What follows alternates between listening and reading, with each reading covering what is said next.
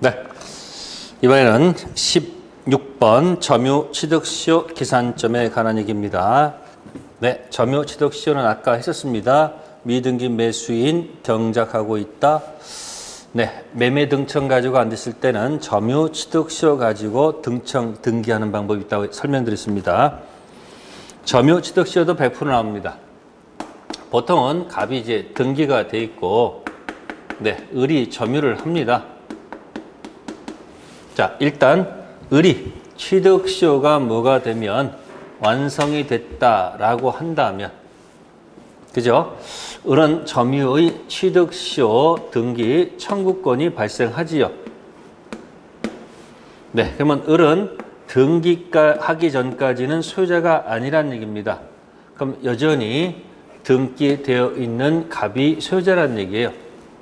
자, 그래서 이 등기하기 전까지 갑은 완성된 을한테는 첫 번째 제1원칙이 뭐냐면, 네, 그동안 점유로 얻은 이익을 부당이득, 네, 청구할 수는 없다 이야기입니다. 잘못이 있잖아요.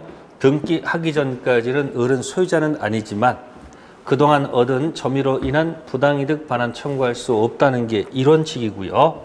자, 두 번째 원칙은 완성 전 혹시 주인이 바뀔 수도 있다는 얘기예요. 네, 완성 전 등기 명의자 변동이 있다. 그러면 현재 소유자는 이제 A가 되겠죠. 근데 갑도 을한테 야단 안 치고 A도 을한테 야단, 즉 중단시키지 않은 A한테 문제가 있기 때문에 을은 A한테 취득시효를 주장할 수 있다 이야기죠. 그죠? 자, 이것을 완성 전이니까 순차로 내려와서 완성 전 등기 명의자한테 취득시효를 주장할 수 있다. 그래서 순차 전 있고, 자, 그런데 등기청 행사할 수 있는데 A가 자, 제3자 병한테, C한테, B한테 혹시 등기를 먼저 넘겨줬다면 매매를 통해서 등기 못했잖아요. 그럼 이자한테는 취득시효를 주장할 수가 없겠죠. 네, 이것이 순차. 그래서 순차, 이거는 후회 없다 이야기입니다. 그래서 순차 전 있고, 보세요. 순차로, 네, 전 있고, 순차 후에 없다. 네, 그래서 이게 2원칙이 되고요.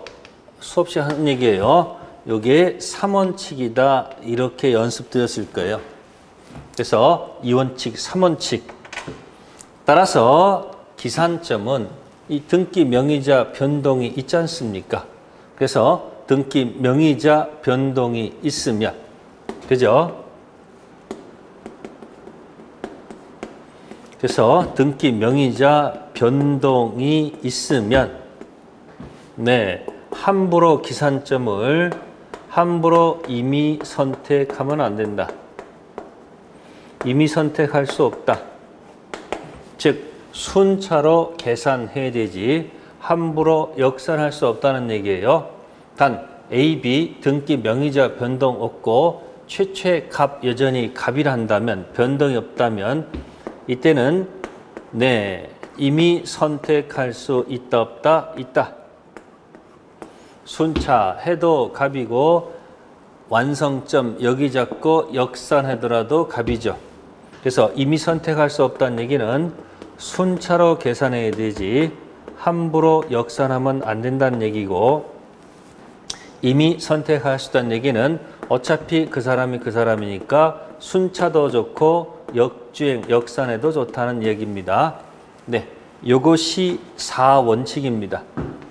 기산점, 임의 선택할 수 없다. 단 등기 명의자 변동 없다면 선택할 수 있죠. 이게 4원칙입니다. 그리고 이자의 등기된 시점을 새로운 기산점으로 삼아서 또 다시 B가 20년 동안 야단을 안 치게 되면 다시 취득시효가 완성될 수 있다. 네, 이것을 우리가 2차 취득시효도 가능하다. 앞에 건 1차, 이거는 2차 취득시효도 가능하겠죠. 네, 이것을 5원칙이라고 얘기합니다. 제가 수업할 때 이 5원칙만큼은 반드시 기억하면서 공부하실 것. 그래서 그 16번은 그 4원칙을 가지고 얘기한 겁니다. 그래서 변동이 있다면 순차로 계산해야 되지 함부로 임의 선택하면 안 되고요. 등기 명의자 변동 없으면 순차해도 좋고요. 역산해 좋다는 얘기인 거 조심하시면 되고요. 자, 이게 16번에 관한 얘기였고요. 취득시효 꼭 좀 정리하시고요. 다음에 17번입니다. 네, 과반수 지분권자와 소수 지분권자 이야기입니다. 그러면 두 종류를 보겠습니다. 네, 과반수가 있고 소수가 있다. 네, 과반수 지분권자는 전제가 관리 행위를 독자적으로 행사할 수 있습니다. 관리 행위를 독자적으로 행사할 수 있다는 거죠. 따라서 과반수 지분권자가 배타적 점유할 수 있기 때문에 네, 임대차 했다는 얘기요. 임대차 할 때 관리 행위로서 적법한 겁니다. 그럼 임대차를 통해서 들어온 점유자가 임차인이 있다는 얘기가 되겠죠. 임차인, 점유자가 되겠죠. 이때 소수가 자신한테 허락 없다 해서 소수가 이 점유자한테 첫 번째, 네, 토지 점유 내놔, 네, 반환을 청구할 수 없다는 거. 두 번째, 내 지분만큼 곱하기 차임을 요구할 수도 없다는 거 꼭 기억하셔야 돼요. 그래서 소수는 점유자한테 영어로 no touch, 접근 금지. 그러면 소수가 할 수 있는 게 뭘까요? 네, 소수는 과반수 지분권자한테 받은 차임이 있죠. 차임을 곱하기 내 뭐만큼, 지분만큼 요구할 수 있다는 거. 보증금 아니에요. 차임. 네, 그 정도에서 이해하시면 돼요. 팔레트도고요. 그 다음에 그 밑에 색깔 들어간 것은 왜 색깔을 집어넣냐면 네, 올해 최근 판례 변경된 판례입니다. 기억하셔야 돼요. 시험 나올 확률이 높죠. 소수와 소수가 있을 때 네, 갑도 소수고요. 을도 소수입니다. 자, 갑이 토지를 만약에 특정 부분을 배타적으로 점유하고 있을 때 자, 이 소수는 소수입니다. 소수는 소수한테 자, 옛날에는 보존 행위로 인도 청구할 수 있다가 되어 있습니다. 과거에는. 근데 지금 현재 판례는 네, 보존 행위로서 토지 인도 네, 청구할 수 없다로 바뀌었다는 거. 이게 최신 판례입니다. 꼭 기억하셔야 돼요. 다만 토지 인도 점유를 할 수 있다는 얘기니까 반환은 안 되고요. 네, 토지에 있는 거 방해, 제거 요구할 수 있다는 거. 요 두 가지 꼭 좀 기억해 두세요. 색깔 집어넣습니다. 소수가 소수한테 보존 행위로 토지 인도, 반환 청구할 수 없다는 거. 단 방해, 제거, 치열할 수는 있겠죠.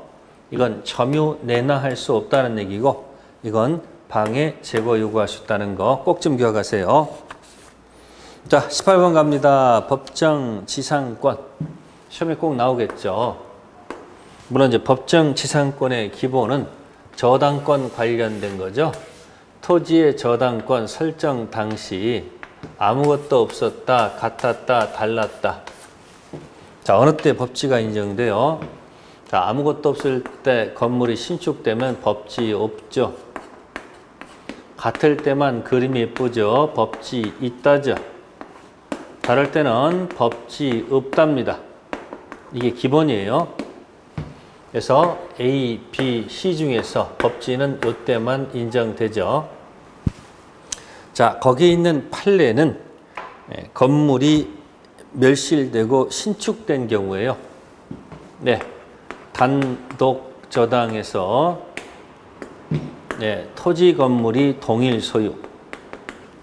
자, 이때 건물이 멸실되고 다시 신축됐을 때, 자, 최초에 같았으므로 법지는 분명히 있습니다. 법지 인정하겠죠. 법지 있습니다. 근데 멸실 신축하더라도 그대로 법지를 인정해 줍니다. 어차피 토지의 저당권 하나밖에 없었죠. 토지에 저당권이 있었지 건물은 저당권이 없었죠. 어차피 멸실 신축해도 토지의 저당권은 그대로 있는 거고요. 어차피 건물에는 저당권이 없으니까 그림이 같으니까 법지 있다라고 기억하시고, 자, 그 말은 방법이에요. 네, 공동 저당 토지 건물이 같아요. 자, 그 다음에 멸실되고 건물이 다시 신축됐다 이야기예요. 그러면 저당권 개수를 세보세요. 공동저당이니까 토지에도 저당권이 있었고 건물에도 저당권이 있었고, 네, 그럼 여기 당연히 최초의 출발할 때 같으니까 법지 있겠죠. 자, 멸실 신축하면 어떤 일이 발생해요? 네, 토지의 저당권은 그대로 있겠지만 건물의 저당권은 없지 않을까요? 멸실했으니까 신축하더라도. 그러면 균형이 깨졌기 때문에 여기는 법정 지상권을 인정하지 않는다는 거. 네, 그렇게 해서 기억하시면 되고요. 자, 왼쪽 오른쪽 설명드렸고요. 그 다음에 우측에 밑에 본 관습법지와 법률법지. 네, 이것도 이제 개념 파악이죠. 다른 건 아니고요. 관습법지 첫 번째는 토지 건물이 있다. 자, 두 개 다 양쪽을 처분했다 이야기예요. 그래서 사신분이 토지도 매매하고 건물도 매매를 했는데 사신분이 여기만 등기를 하고 건물은 등기하지 않았다는 얘기예요. 자, 이와 같은 경우에 형식상 토지 건물 소재가 달라졌지만 이 갑한테는 건물 사용 의지는 없죠. 그죠? 그래서 굳이 갑한테 관습 법지 인정할 필요는 없다는 얘기죠. 관습 법지는 토지 건물 동일 소유, 한쪽 처분, 철거 특약 없을 때 하는 얘기죠. 여긴 양쪽 처분이라는 말도 들어갔고 건물 철거 특약 이런 말이 없기 때문에 관습 법지는 없죠.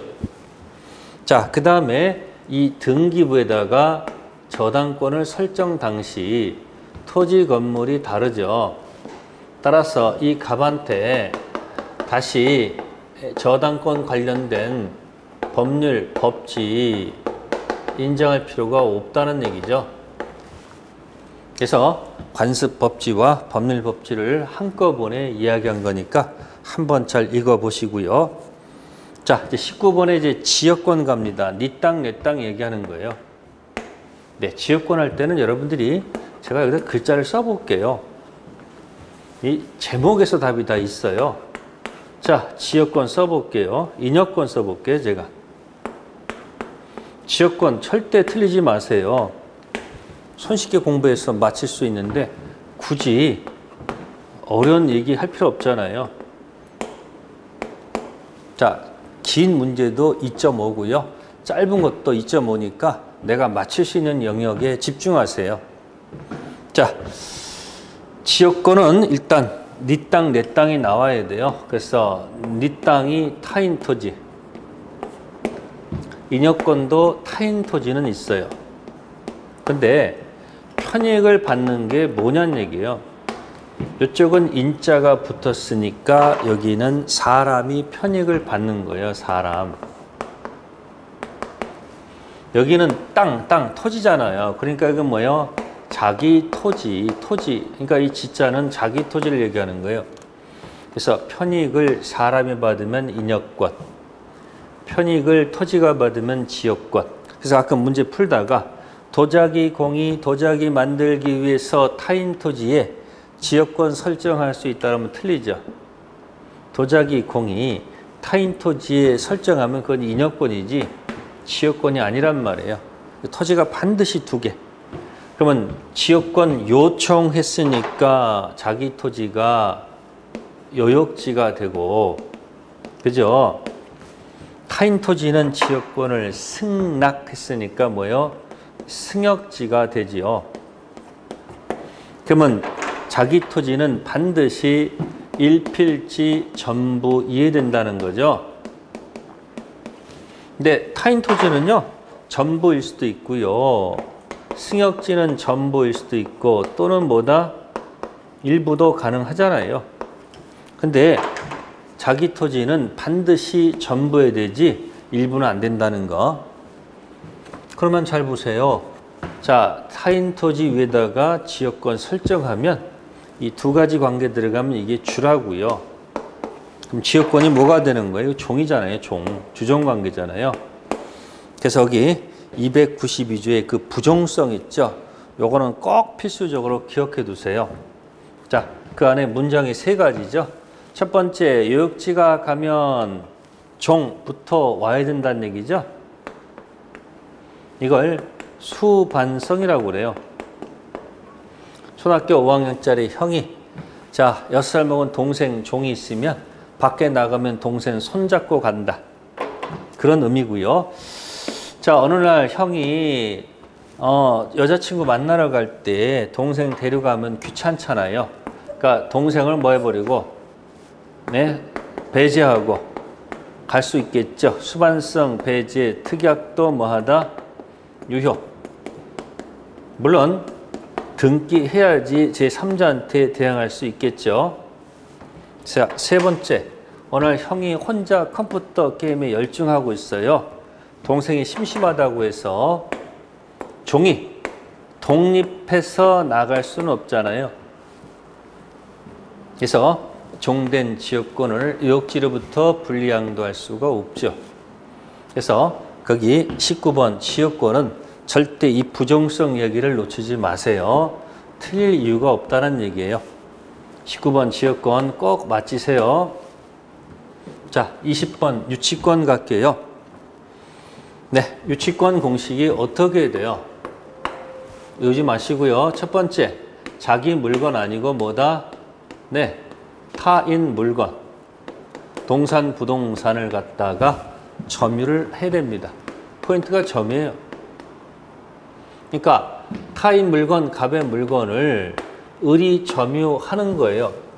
그러면서 이 타인 물건에다가 관련된 지출 비용이 있다는 얘기죠. 네, 지출 비용이 있으면 이 비용을 돌려주세요. 상환해 달라는 채권이죠. 카센터 주인이 갑 자동차 소유자 물건을 점유하면서 여기저기서 부품 사다가 장착했으면 그 지출 비용하고 인건비 달라는 채권이 있잖아요. 그죠? 그럼 만약에 안 주게 되면 뭐예요? 네, 본권, 유치권 행사하죠. 유치권 행사는 다른 게 아니고 점유 계속 인도 거절하겠다는 얘기죠. 그럼 특징은 여기 지금 뭐 하다가 이미 점유를 하다가 이 채권이 변제됐을 때 지금 유치권 행사하는 거 아닙니까? 이렇게. 그러니까 유치권은 점유가 생명이에요. 그러다 점유가 뭐 하면 상실하면 본권, 유치권도 소멸하는 거 아닙니까? 그러면 상실했다가 점유가 다시 살아날 수만 있다면 유치권도 부활하는 거 아니겠습니까? 그죠? 그죠? 네, 이것 때문에 유치권 기초로 하는 물청은 없어요. 유치권 기초로 하는 물권적 청구권, 네, 인정할 수가 없다는 얘기죠. 그러니까 유치권 213조 준용할 수도 없는 거고 214조 유치권 방해제거 이런 거 인정 안 되고요. 여기 점유만 갖고 놀아야 되는 거니까 여기는 무슨권 물청만 있으면 돼요. 네, 점유권 물청만 있으면 되잖아요. 네? 점유보호 청구권 몇 조? 204조, 점유권 반환 205조, 점유권 방해 예방 이것만 있으면 되잖아요. 점유와 연관이 있다는 얘기예요.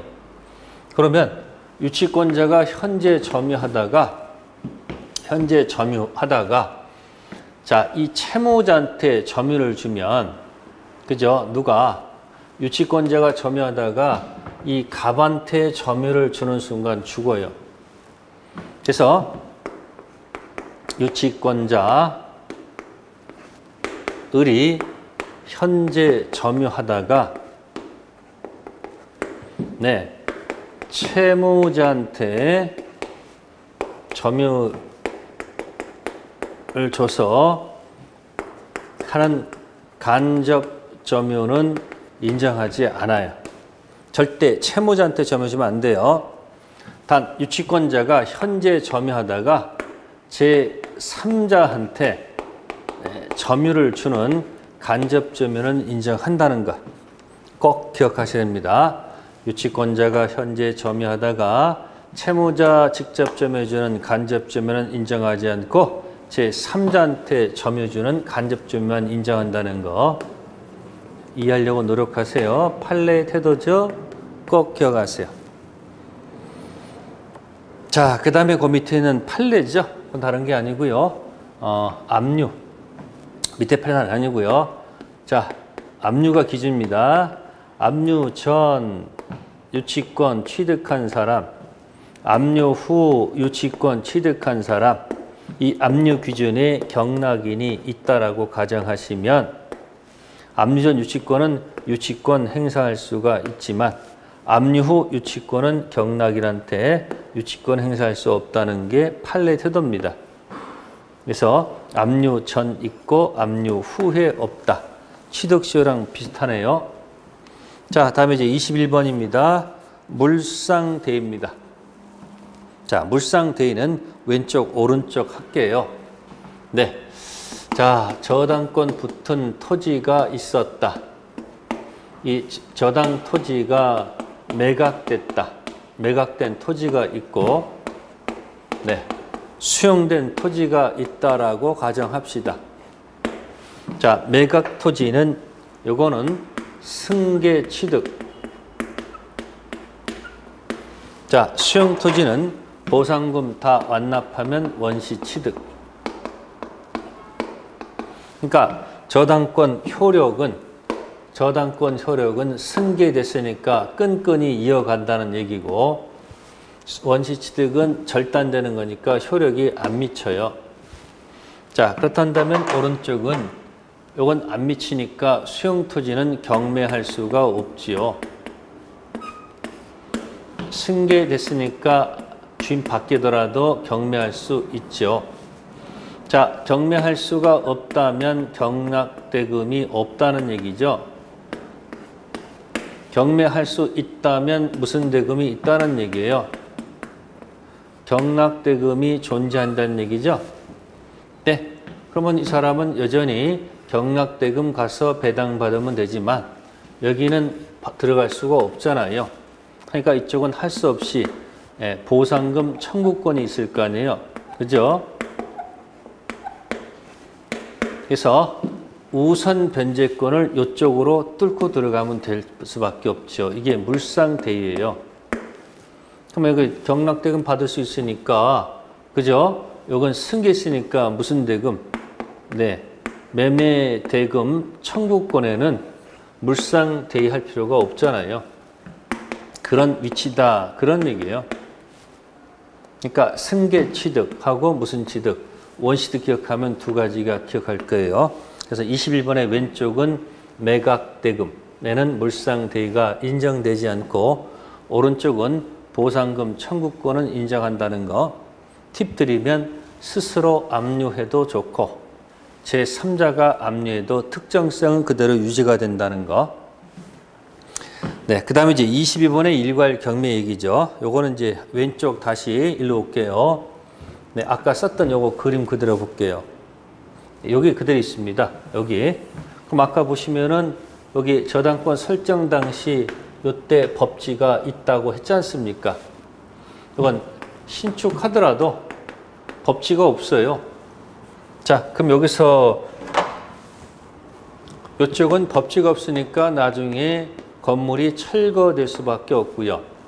여기는 법지가 있으니까 철거될 필요가 없고 처음부터 다르면 건물이 뭐가 될 수도 있고 철거될 수도 있고 안 될 수도 있다는 얘기죠. 이때 일괄 경매는 여기서 논의가 돼요. 무슨 경매? 일괄 경매. 처음부터 건물이 있었던 경우는 일괄 경매는 인정하지 않습니다. 출발이 그렇다는 얘기예요. 따라서 일괄 경매는 법지를 먼저 논의한 다음에 일괄 경매를 논의하는 것이 맞습니다. 그러면 처음부터 아무것도 없다가 신축됐을 때 일괄 경매가 무조건 되는 것은 아니고 두 가지 나눠 보는 거예요. 경매 당시죠. 그래서 왼쪽은 자, 토지 건물 소유자가 다른 경우. 경매 당시 토지 건물 소유자가 같은 경우. 자, 같은 경우에 캔. 네. 토지 플러스 건물 같이 함께 캔할 수 있다. 하기 싫으면 나 그냥 토지만 경매할 수 있다. 자, 그 다음에 완전히 다르면 이건 다를 때는 토지 건물 캔 할 수가 없습니다. 이때는 오직 토지만 머스트 할 수밖에 없지 않느냐. 기억하셔야 돼요.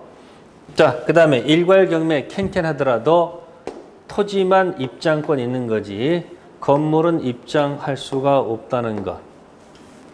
또 토지 건물은 의무가 아니죠. 머스트가 아니죠. 캔이니까 하기 싫으면 토지만 캔할 수 있다는 것. 네, 그것이 22번 왼쪽 오른쪽 설명입니다. 그래서 22번은 법정지상권 18번하고 네, 22번은 사실은 같은 곳에 속했다고 보시면 돼요. 계속 연결해서 연결되는 겁니다. 네, 물권법은 요 딱 틀을 꼭 유지하시면 좋겠습니다. 네, 잠시 쉬었다가 계약법 하겠습니다.